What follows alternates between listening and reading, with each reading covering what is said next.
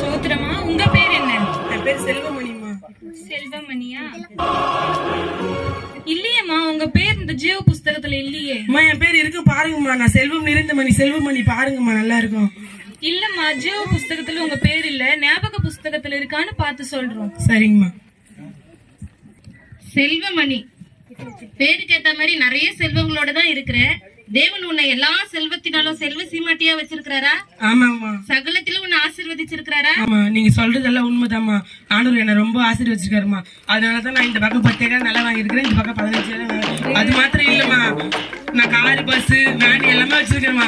அது மாத்திரம் இல்லம்மா, நீங்களே பாருங்க என்ன எனக்கு எவ்வளவு ஆசீர்வாதமா ஆண்டவர் என்ன ஆசீர்வாதமா வச்சிருக்காரு பாருங்கம்மா.